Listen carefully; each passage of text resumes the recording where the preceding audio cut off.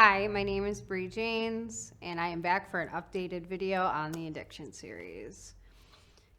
It has been 4 years since I previously recorded my story, and if you have not visited that story, now might be the time to go listen to the lovely 2 hours of that. But my life has dramatically shifted and changed over the last 7 years overall in my recovery story. And I want to be able to bring people back to where they feel and understand that as time progresses in your recovery, not only do you change, but everything around you changes. And it's not perfect. I mean, my life is so far from perfect. I don't even want to pretend and lie and say it's great and, we function in just this perfect bubble that what we want it to be, because it's not that. But essentially, when I first came into recovery, I was really young, didn't understand my wants or needs as a human being yet. The life I had prior to addiction was not what I wanted to go back to after addiction. So after using opiates and heroin, IV heroin, for years, I had to recreate an entirely new life. And I didn't have any foundational system to go off of to find that. So when people say they want to go back to their old life prior to addiction, a lot of times that life wasn't conducive for us. And there's a reason why that brought us into the depths of the hell of our addiction in the first place. As I've proceeded to grow, as I've talked about recently, I did go to LPN school. I became a nurse. That was in my first and second year of my recovery. That second year was really hard on me. I was in a severely abusive relationship and had just gotten out of that the first time I filmed this. So I was also kind of retracting pieces of myself that were still broken and trying to understand my own cycles as somebody who grew up with a parent in alcoholism and had a mother who had no addictions, and trying to merge both those sides of my family line into who I am. And it's a journey of finding yourself despite the fact that you use substances. That doesn't define who you are. And I had to figure that out as well, because my identity then got incorporated into recovery and nothing else. And I had to find a way to take all these different parts of me to make me who I am now. And I'm gonna tell you, in 4 years, when I come back again, it'll be even more different and even better in its own ways, shapes, and forms, even if there's awful things going on in the sidelines that are a part of life. I have 2 beautiful children. I have a 1.5-year-old who is my entire existence. And I don't want to say entire existence because he's not, but he's as close as you're going to get to everything that encompasses love. My daughter has grown up with me, and I had her so young that I felt like I grew up with her. My son I'm raising. And for somebody who has been in addiction and you come out and you have these kids that maybe you didn't know how to take care of, or you're learning how to parent, it is a struggle for everybody. So if you're in recovery, it's even more of a struggle. You're trying to figure out how to be a parent, how to go to meetings or work a program or go to counseling or go to therapy. On top of this, you're trying to work a job and keep a job. You're trying to take care of your family. You're trying to right the wrongs of your past that you now know you owe all these amends to, for these people who are trying to trust you, and you feel like maybe you aren't trustworthy, maybe you need to change your value system. That is a lot of pressure to put on an individual. So I went through a really hard period of my life the first couple years in recovery, where I was trying to be a parent and still didn't even know how to be one. And I spent 2 years doing this kind of stuff. I was traveling, I was doing videos, I was trying to overcompensate for the fact that I was now in recovery from addiction, because I felt like that stigma weighed so heavily on me as a person that I needed to break out of it by doing too much in the recovery world. And I don't mean that there is too much, because we can go out here and share our story everywhere. It's our way of giving back.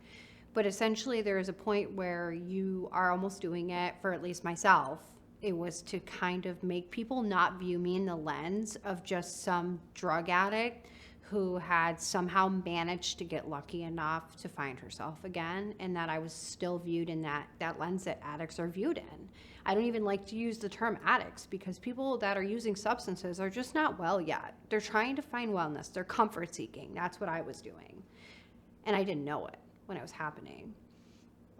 So when I'm parenting, these are the things that I'm now learning to instill in my 9-year-old daughter. I bring her to rallies. I now do a lot of like rallies, protests. I've been to Washington a couple times to kind of like support people who have suffered with opioid addictions and substance abuse disorder. And having her hit that stage where she knows her mother's gone through it, she knows her father's gone through it, she has some idea of what it means, even though I came into recovery when she was really young. Our kids are growing up in this, and it's hard to try to educate them without showing them, without them experiencing it, but they've also experienced it through their own lens, through you. So with her going to these events and bringing her into the life that I'm fighting to work to make better, it's bringing out like a side in my parenting that I didn't know existed. And that's what I mean is we just keep progressing. I keep progressing as the years go on. And I start to assimilate back into society, and like it's not linear. I don't want to pretend that progression's linear because it's not. A lot of people relapse. A lot of people fall back into their old patterns. A lot of people struggle with trying to merge the old life with the new life and become this new person. So I had a lot of trouble with dating and relationships and putting in the right people into my family life for my kids. And that is another thing that contributed to my addiction as, 19-year-old girl, because my parents weren't necessarily great for each other. And that's another thing that where when I go and I date and I have relationships, I have a really strong codependency issue that I've learned to separate and put boundaries in over time. And this is what I'm trying to teach my kids. So my parenting has gotten so much better. I was stuck in my house with my 1-year-old for like a year and a half without being able to go anywhere. So now it's nice to be able to travel and do more collaborations and update where my life is at right now. But having a baby at 26 years old versus at 18 is incredibly different. When you're in recovery, it's incredibly different. You have this sense of like, this child depends on me. I'm in the right state to take care of this child, and I can do it again. And I don't want to make people think they need to just redo parenting, because you don't. If you already have children, you want to recreate that bond. You want to have time with them alone. You want to be able to build this relationship so they don't feel that lack of love in their heart or think that you didn't love them. So having that time with my daughter and now with my son has created a wholeness for me I didn't know existed. As for the rest of my life, I've started to do a lot more on the bar sidelines of the political world. I'm not trying to get too into it because I believe like our viewpoints can get muddied and we can start taking our viewpoints and opposing them and using them as weapons to hurt people, because somebody always gets hurt once you get into politics and things are made and policies are changed. Someone gets hurt. And as somebody who's coming up from being in active addiction at one point, you have this special weird place where you have experienced these issues that are going on politically, but at the same point, you don't want to go in with not enough education on the other side of things. And not everybody has the same motivations. So this is where I'm learning to navigate those spaces for people that really just need support. There's a lot of mothers and family members who had sons or daughters in addiction. They had spouses in substance abuse, and they're still trying to grieve all that inner pain and suffering that they had. And because of that, I think that for myself at least, I want to be able to show that there's different like multifactorial parts of being in recovery. It's not just you, it's your family members, it's different people that we've lost. It's not just our kids, it's our siblings, it's our parents, and everybody has a different stance on how they view about that. So I've been navigating a lot of those spaces and meeting a lot of people that are in the advocacy field, and that is like my home. I love it. I am so passionate about advocacy and finding ways to give back in the advocacy community, because they're not the same as the recovery community. So now in the last 7 years, I've not only navigated the recovery community, the online recovery community, AA and NA, but now advocacy spaces. And this is what I mean by we start bringing ourselves into these facets of our recovery that take us into other places, and we learn what our hobbies are and what we love. And I found that I like painting again. I got back into that. I just wrote a book. It's pretty long and probably not edited correctly, but these are another thing that just got added on. I wrote that in the last year about my experience with, some of like the shifting through rehabs in Florida. And that was a really strong part of my life that obviously contributed to how I am now and how I feel in my trauma. So I wrote about that. And these things give back to the community, and then they can look at it and say, okay, I can get better, I can get well. I'm still a nurse. I work in nursing homes. I'm an agency travel nurse, so it's, kind of nice because I get to go in a place and love my patients in a way that they may not receive in other directions, because staffing is always low and it's hard, and it's one of those jobs that like you feel like you're never meeting the bar no matter what. As hard as you work, it's like you feel like you're never doing enough, but these people love and appreciate you.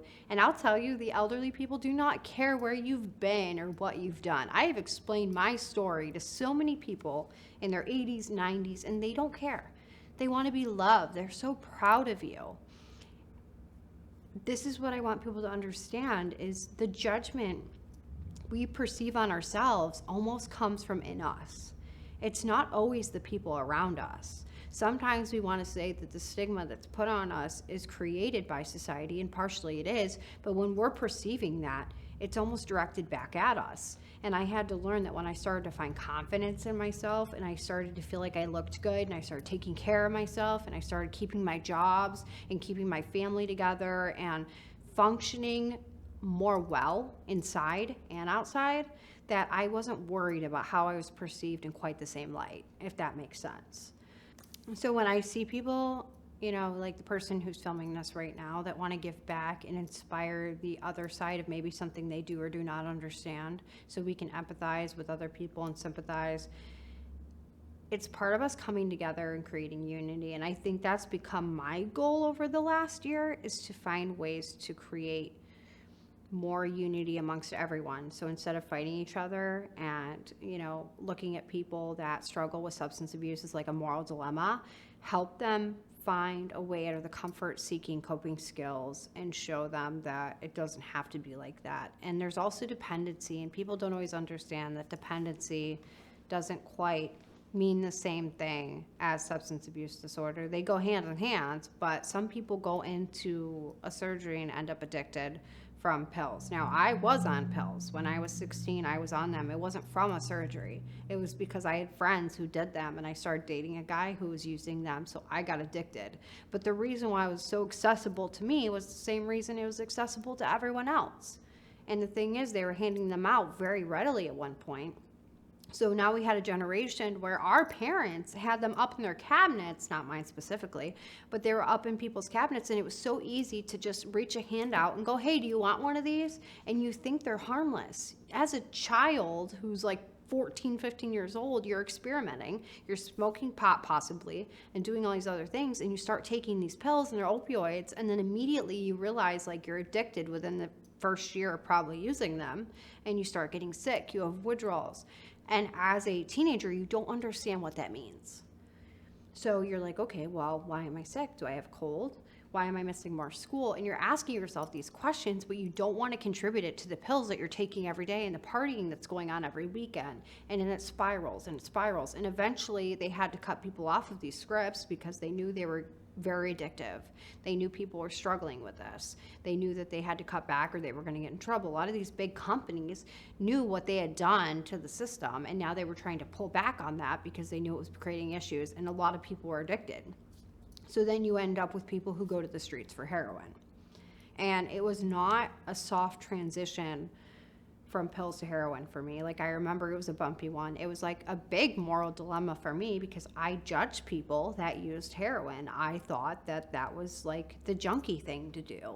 And for me, when I did make that switch, I felt even more sick inside than I had already felt because we had perceived pills like they were different. There's a lot of parents out there that, they use different types of medications and pills to cope, and it doesn't mean they're necessarily given to them by a doctor. And that's the thing, it does extend beyond the partying 16-year-old. It's doctors, physicians, it's parents, it's the soccer mom, it's all the people you can imagine, not just the man on the street.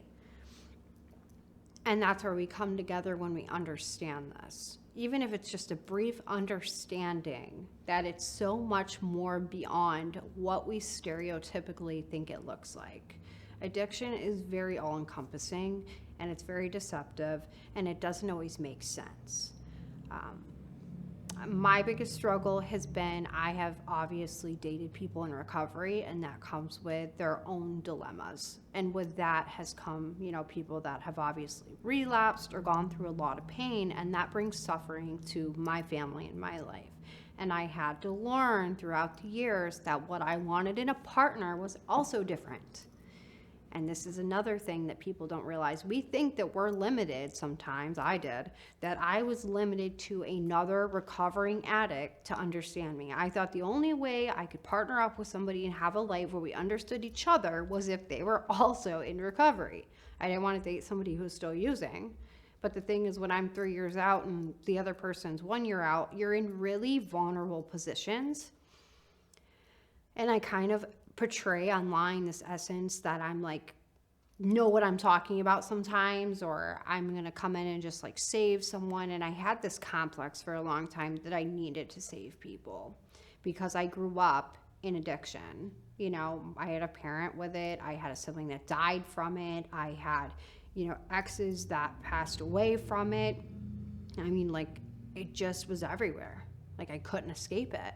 So it created this internal conflict of trying to save someone and thinking if that was my partner, well, I could just fix the whole thing. And then maybe that unrest in me would go away. And it doesn't. So after my sister passed away, I kind of contributed this cycle into my, partner choices. And now, being 28 years old, the things that I look for in people in general, when I take this little bit of inventory of how they act and how they love people and how they empathize and what their values are, I do think about these things. And I didn't think about these things when I was 19 years old. I didn't think about them when I was using. I didn't think about that when I first got into recovery. I didn't think about any of these things. So the process from 4 years ago coming on here talking about my story to now is that addiction side of me almost doesn't feel like it was me. And I don't want you to disown that side of you. It does exist. It did happen. You do have to keep working at it. But as time passes, you do just become this beautiful masterpiece of all the things that have happened to you when you take the pain and the suffering and the trauma and you turn it into good. And as you go out and find people that understand you and even people that don't understand you, and they bring you to other heightened places that you've never been, that part of you starts to just dissipate and be a part of you instead of the whole thing. I mean, I've already talked about the advocacy work. I'm trying to think if there's anything else. I mean, I think there's just so many different parts to recovery and life in general. I really do love doing this though. This is probably one of the things I love most. I love that now I feel really good about myself. I love that I've hit this point where I don't have to feel insecure all the time about just being alive. At one point, I was severely insecure about existing. I didn't feel like I was super pretty when I was younger. I went through a stage where I didn't feel wanted. I wanted to feel wanted, but I didn't. Wanted to feel needed, but didn't. And over the course of time, I realized this was almost a manifestation of what I brought on myself. And as I started to feel more inner complete and do the inner work, I've done a lot of shadow work, a lot of trauma work, a lot of therapy. I started to look better on the outside too. Everything came together, and I don't know how to quite explain that, but when you start doing inner work and thinking about the things you've been through and working and processing through them, the parts of you that are still maybe need a little bit of work being done, it almost radiates off of you when you're going through these processes and you're coming out on the other side. And people in your job see this. I did a news interview the other day on Channel 2, and everybody at my work was so supportive. I came back and they're like, we all put you on the TV and you were on the news and it was great. And I'm embarrassed because my work life is supposed to be a little bit separate. It's not, but I can't force it to be. But watching people be like, oh, I watch you on here and I listen to you and you've helped me process my child's addiction. You've helped me process my, husband or the things I've been through. And I watch people struggle with substance abuse disorder after they've usually lost someone. This is kind of a big thing that I've now noticed getting older, is some of these people have struggled with tremendous losses that they do not know how to grieve. I didn't know how to grieve my sister's loss. I use this type of thing to grieve her. I created Breaking Chains, the Whitney Project, as a way to grieve my sister's loss without having to. I think I was trying to right the wrongs and like try to bring more awareness and help people, because I didn't want to process all the internal emotions. And I got into the recovery world online and realized there was a lot of different faces of the recovery world. And not everyone's good, not everyone's bad. You can't always label all of them, but you have to kind of like find your way in it. And then I thought I was completely out of that career. I'm like, my life went crazy during 2020. I was sitting at home. I felt like I wasn't secure with myself again.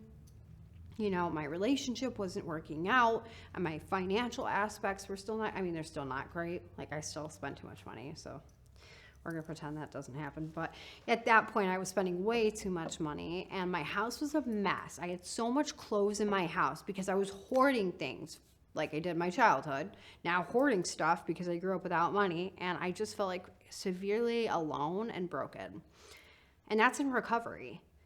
That's the thing, like, recovery doesn't mean perfect life. And I try to say this so much because people don't, they want to think the pink cloud's going to come, and because they got well again, everything's just going to fall into place. And it will, in its own ways.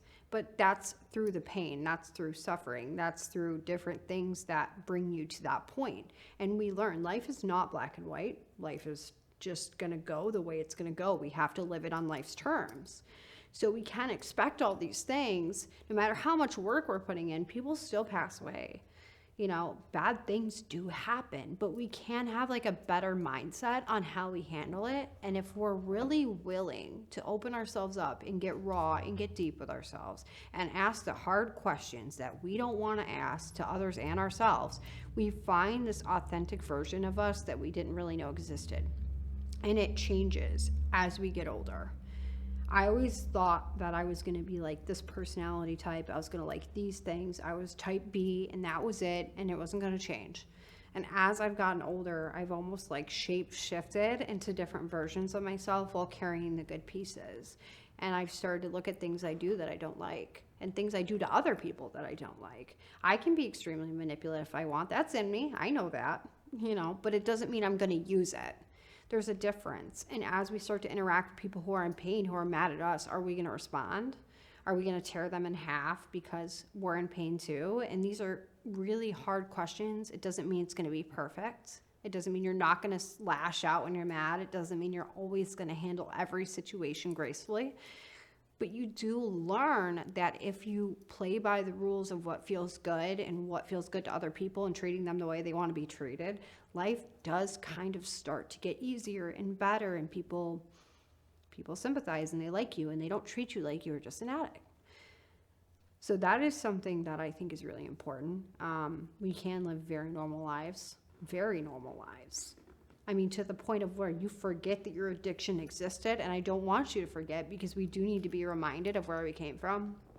But at the same time, you should be living this life where you're always striving for more. You're always trying to get more, like, better. You're trying to find yourself. You're trying to be a better parent. You're trying to be a better friend. Like, it's always this self journey, and the journey is the point, not the end result. So I don't know. I love being alive. I love trying to find wellness in everyday things. I do little diet plans. I go on fitness streaks. It doesn't mean I keep them. I do a lot of different things to try to like help myself. I do things in my community that I like. I love talking to people. I love meeting new people. I just have found this love for life that I didn't know existed. And for a long time, it didn't, right? And when I was in addiction, I knew I had to get out. I knew this was not going to last forever. I knew that at one point, even at 19 years old, I could not keep doing this. And if you have that little voice in you telling you you can't keep doing this, it's because part of you doesn't want to do it. And sometimes it's okay to just let go, let it happen, get well, take the steps you need, because it's not as hard as you're portraying it in your head it might be. I mean, for me, it seemed like it was a lot harder. And I went to jail. I didn't have a choice. I had to withdraw in jail. It was not a quarter as bad as my brain had perceived it to be the years I was shooting heroin. So I had this idea every day that I would rather go out and ruin my whole life, get in the lifestyle of criminal activity, hurt myself, put myself in positions, not think about the consciousness of others, not think about what could happen to the people around me. That was more important than being sick, and we have to put that into perspective so that we can save ourselves. We look at the people that are still alive today that are still using, and the drugs are not the same. Xylazine is in drugs, which is now this like offset version of, I think it's a disassociative, but they use it in animals and they don't use it in people. And this changes your personality. It causes diabetes. It's not just an overdose now. Now you have lasting side effects of substance abuse. They don't go away. And can you heal yourself? Absolutely. But do you want to spend the next 10 years going to health clinics and trying to get yourself right because you didn't get afraid enough of it to just stop where you were at? Because the thing is, if you stop now, it might save your entire life down the road. And I know timelines aren't fun when you're somebody who's using, but when you really let yourself feel the pain that is causing you to do what you're doing right now, even if you're hearing this and you're like, oh, I don't want to quit yet. Today might be the last day. I have seen so many people die. My entire generation is getting wiped out. This is not like a toy. This is not something to play with. We don't always survive this. And every generation has its issues. We're not the only ones. But at some point, do you want to be a number that gets lost in a sea of statistics? Because this happens. And if nobody's going to be out at a rally holding your sign up with your face on it, that is what tends to happen. And we are all valuable. We all mean a lot. We all have, the fact that we're even alive is amazing. The chances of being alive right now are even crazy in itself. So do you want to waste that beautiful time you have here with the people that love you? And even if you're alone and you don't have anyone, there's someone out there waiting for you to be your friend. There is someone out there waiting to love you. There is somebody who would adore, everything that you are. And you're letting that drug take everything from you. So do you want to take your life back? And these are the questions that suck. They're hard. We hate them. But at the end of the day, if we really get in touch with who we are underneath the shell of substance abuse, there's a person in there that doesn't want to keep doing this, that just wants comfort, that just wants love, that just wants to be saved. And if you're willing to take those steps, it can just become so much better. Even the worst day in like your recovery is still so much better than like your best days in using. And this is cliche and they say it all the time, but it's true. It's true, And I carry a lot of weight. I do a lot of things myself. I am like the main person in my household that does all of the planning and the scheduling and dealing with the kids and paying for the food and trying to figure everything out. And that's okay. There's careers out there for you that can help you. There's resources. There's different government bodies that will help you to get to a better place so you can function and not feel like all this weight is on your shoulders. I've had to go to DSS for years. I had to get food stamps. I was on welfare. That's fine. I had to go through that process to get where I am now. Now I don't require those things because I have a decent job and I went to school and did what I needed to. But even if you can't do those things, there's nothing wrong with asking for help. And I know it's a prideful thing to like feel like you have to ask for help and feel like people judge you for needing assistance in any way. But if you need to go to a sober living home, like it's okay to take time for yourself, even in your first couple years of recovery, to say, I need to go back. I need some form of isolation with the right people so that I can regroup. It's okay to leave relationships and go on your own and make strides that are very scary and you don't know where you're going to go or what's going to happen. But these things help us get to where we need to get. And it's our journey. So I guess I can't tell you what you need in your journey. But for me, I needed all these things. And I don't know. It's beautiful. And there are so many things I could touch on that I could tell you and so many opinions I could make and so many things I could say. But I think for me, at least, the proof is in the pudding. My life has dramatically changed. It is beautiful. I have beautiful kids that I love and adore. And I have this opportunity to go and speak. And I've noticed over time I met people that were like celebrities. I met people that, were actually really down to earth that I didn't think were going to be. and I've just like ventured out in this career, and then I'm going into other things that I love to do and always wanted to do. It's like your dreams are coming true right in front of your eyes, and they're unrolling. So if you think you're just some worthless person that's never going to get anywhere like I did, you will get somewhere. But you have to have that hope and that trust in yourself to take your power back in the right way, so that you're letting go to get the help, but then you're essentially putting that trust back in yourself. And that takes time. Therapy doesn't fix you in one day either. All these things take time, and they add up. And at the end of the day, you can fix yourself. I believe anybody, and I hate to say this, but I believe anyone is rehabilitatable. And I hate putting that out there because people want to fight me for that one.